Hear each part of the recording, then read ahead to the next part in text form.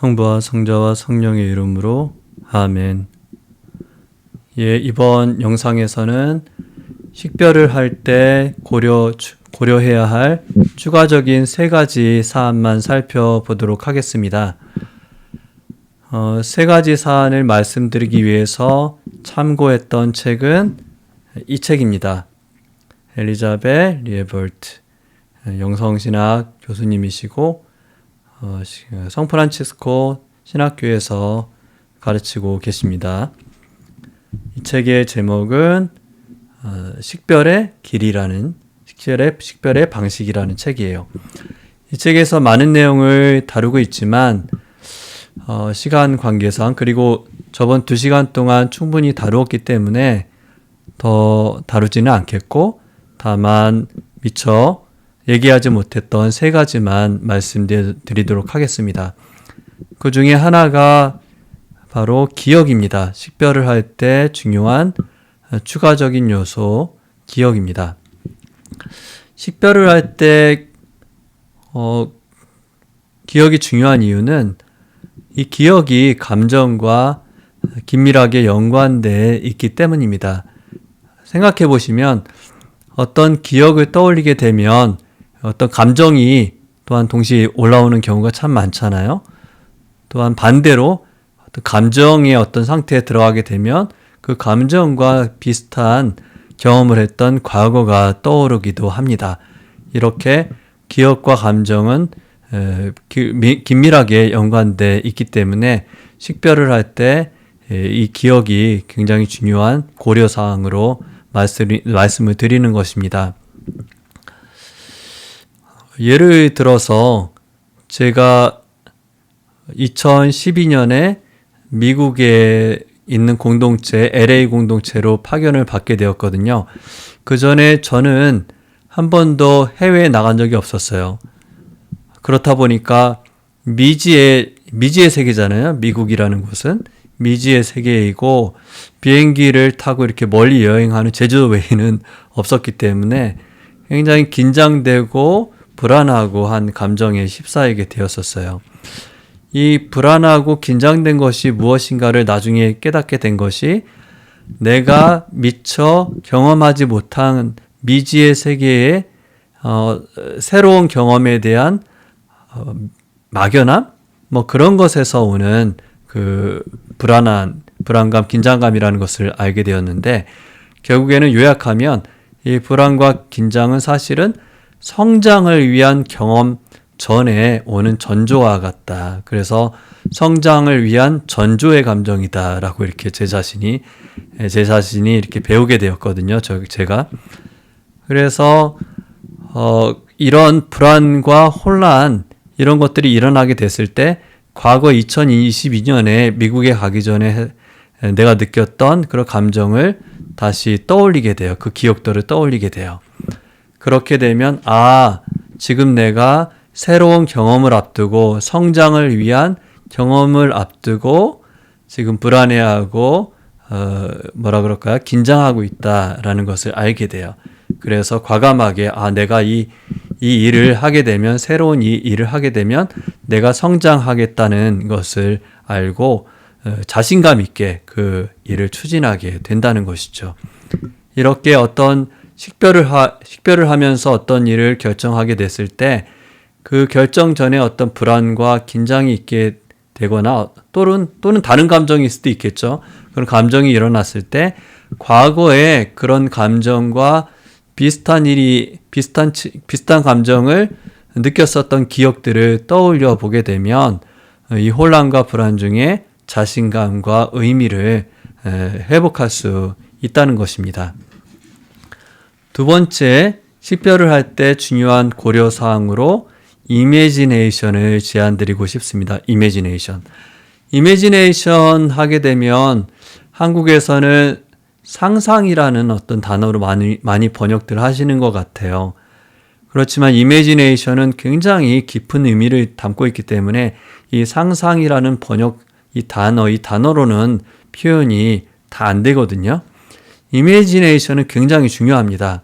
왜냐, 이미지네이션은 과거와 현재와 미래 시간과 공간을 초월해서 연결하는 역할을 하기 때문입니다.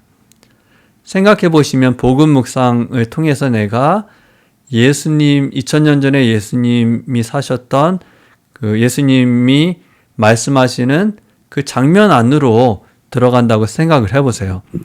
그럼 현재의 내가 과거의 예수님 속으로 들어가는 거거든요. 예수님이 서 계신 그곳으로 들어가는 것이거든요. 그래서 이매지네이션은 이렇게 과거와 현재를 연결해 주기도 하고, 그렇게 묵상을 하면서 내가 미래에 어떻게 살아야 하는지, 미래에 바람직한 나의 모습이 어떤 모습인지를 또한 끌어올리기도 하잖아요. 그래서 과거와 현재와 미래를 연결해 주는 역할을 하기 때문에 이매지네이션은 굉장히 중요합니다. 또한 이매지네이션은 생각해 보세요. 내가 어떤 맛있는 음식을 먹는다고 상상해 보세요. 그러면 어떻게 돼요? 내가 감정이 일어나잖아요. 기쁘잖아요. 그 상상하는 것만으로 짜장면 먹고 싶다. 짜장면 먹는 상상만 해도 어떤 이렇게 흥분되잖아요. 그 정도는 아닌가요? 그래서 그 감정이 일어나면 어떻게 돼요? 점심 때 짜장면을 사 먹으러 가겠죠. 약간 좋지 않은 비유이긴 한데, 하고자 하는 얘기는 이매지네이션은 우리 안에 감정을 일으켜서 행동을 하게 한다는 것이죠. 그래서 이매지네이션이 중요한 두 번째 이유고, 또 이매지네이션이 중요한 이유가, 이매지네이션이 단어가 뭐예요? 이매지네이션입니다. 이매지네이션은 이미지를 만들어요.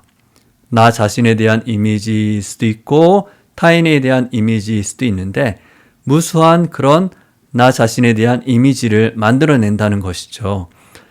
이 역할을 하기 때문에 이 이매지네이션이 만들어낸 나에 대한 이미지를 살펴보는 것이 굉장히 중요해요. 왜냐하면 어떤 이미지는 내 성장에 도움이 안 되고 식별에도 도움이 안 되는, 식별하기 전에 치료 과정을 거쳐야 되는 이미지들이 있거든요. 예를 들어서 성장 과정 때문에 내가 나 자신에게 나는 사랑받을 자격이 없는 존재야, 인간이야 라는 이미지를 나 자신에게 가지고 있다면 치료를 받아야 된다는 것이죠.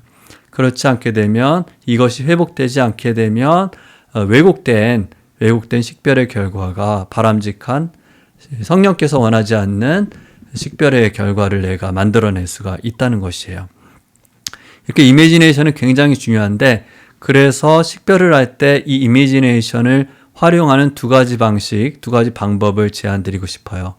첫 번째로 이 책에서 나오는 내용인데, 이매지네이션을 활용해서 식별할 때 코어 이미지를 살펴보라고 얘기하고 있어요. 코어 이미지. 아주 깊은 곳에 있는 내가 가지고 있는 나의 이미지라는 것이죠. 굉장히 하느님의 부르심과 연관되는 그런 이미지라고 할 수가 있을 것 같아요. 예를 들어서 저의 코어 이미지 중에 하나는, 나는 성장을 원하는 사람, 또 성장하고 싶어하는 사람, 또 성장을 계속 해나가려는 사람이라는 이미지를 가지고 있거든요. 이런 이미지를 내가 발견하고 나서, 또 내가 알게 되고 나서 그와 관련된 일을 시작하게 되는데, 그 중에 하나가 지금 여러분들이 보고 있는 영상 제작입니다. 제 자신이 가지고 있는 이 성장하고 싶은 사람이라는 내 자신에게 가지고 있는 코어 이미지 때문에 이 작업을 시작한 원인이 또한 있기도 하거든요. 또한 이 이매지네이션을 통해서 식별을 할 때 해야 하는 두 번째로서 제안드리고 싶은 것은, 이매지네이션을 활용해서 내가 지금 하려는 결정이 내가 세우고 있는 인생 목표와 또 바람직한 나의 이미지와 맞아 떨어지는지를 살펴보기를 제안드립니다. 내가 내리는 이 결정이 나는 이런 사람으로 살아야 해 라는 이미지를 내가 가지고 있을 거 아니에요? 내가 바라는 나의 모습, 그런 것이 내가 가지고 있잖아요. 바람직한 나의 모습. 그 이미지와 내가 지금 내리려는 결정이 부합하는지를 살펴보시라는 것이죠. 또한 이미지네이션을 활용해서 이 결정을 내가 내리고 나서 이 결정 때문에 이 결정을 들고 마지막 심판 때 하느님께 내가 뭐라고 할 것인지를 이미지네이션을 활용해서 한번 그려보시라는 것이죠. 그래서 이 이미지네이션이 식별을 돕는 그런 역할을 할 수가 있을 것입니다. 하느님 뜻을 찾는 식별을, 또 하느님께서 나를 부르시는 그 나의 진정한 미래에 부합하는 식별을 할 때 도움을 줄 수 있을 것입니다. 세 번째 추가적으로 알아야 되는, 식별을 할 때 고려를 해야 되는 사항으로 공동체 또는 타인의 도움을 제안드리고 싶습니다. 아까도 말씀드렸지만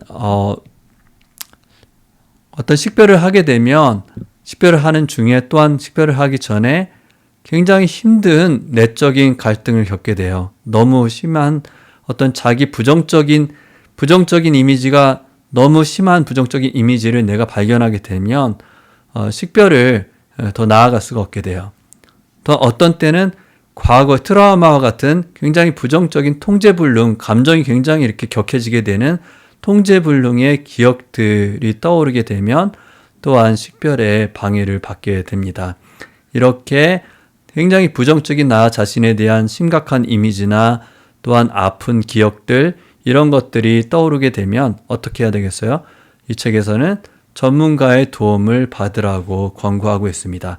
그것이 해결된 다음에 너무 무리해서 이렇게 식별의 과정을 밟을 것이 아니라 일단 도움을 받은 다음에 그 다음에 진행을 하라는 것이죠. 너무 무리하지 말고. 그래서 타인의 전문가의 도움이 또한 필요하기 때문에 식별을 할 때 타인이 중요하다는 것이고, 또한 타인이 식별을 할 때 중요한 또 다른 이유는 내가 식별을 주로 하게 되잖아요. 그런데 나 자신은 혼자이기 때문에 한 부분밖에 보지 못하는 경우가 많거든요. 그래서 여러 면에서 다양한 의견들을 줄 수 있는 사람들이 필요하다는 것이죠. 결국 피드백이 중요하다는 거예요. 타인의 피드백이. 그 타인의 피드백이 중요한데, 그 타인은, 내가 도움을 청하는 타인은 나를 잘 아는 사람이면 좋겠다라는 말씀을 드려요. 나를 잘 아는 사람이라는 것. 이 사람, 내가 어떻게 움직이고 어떤 생각을 가지고 어떤 감정과 행동 패턴을 가지고 살아가는 사람인지를 잘 이해해주는 사람이면 좋을 것 같아요.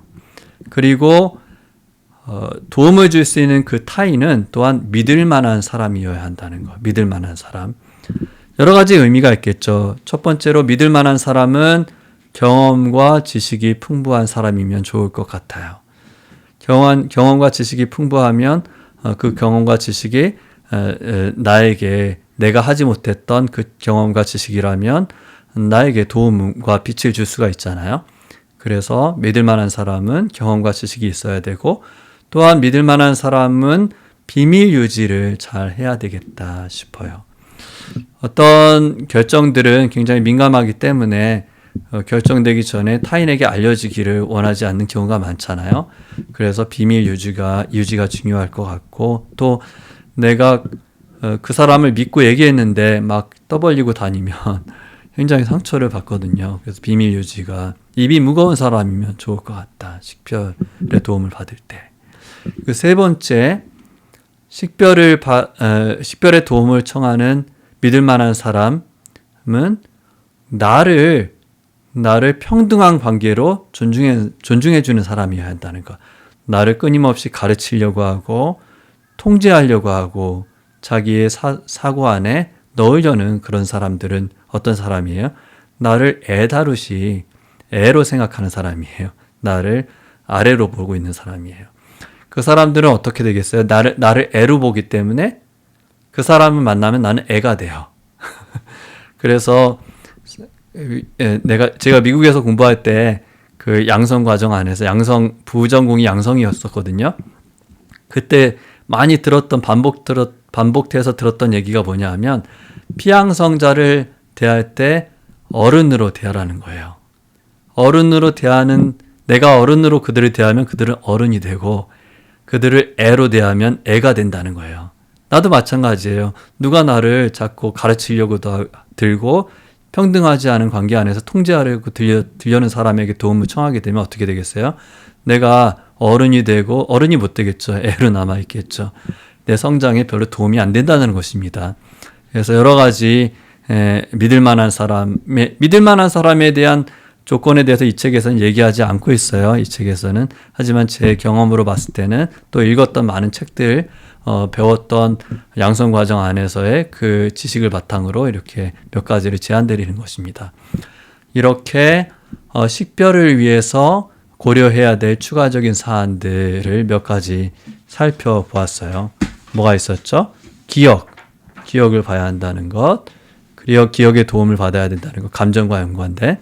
그리고 이미지네이션을 잘 활용해야 한다는 것, 그리고 타인, 특히 공동체도 마찬가지예요. 공동체와 타인의 도움을 받아야 한다는 것이죠. 이렇게 6번째 강의 마치면서 닫으면서 4강의부터 시작됐던 식별에 대한 내용을 이렇게 마치도록 하겠습니다. 7강의부터는 다른 주제로 만나 뵙도록 할게요. 영광이 성부와 성자와 성령께 처음과 같이 이제와 항상 영원히 아멘. 성부와 성자와 성령의 이름으로 아멘.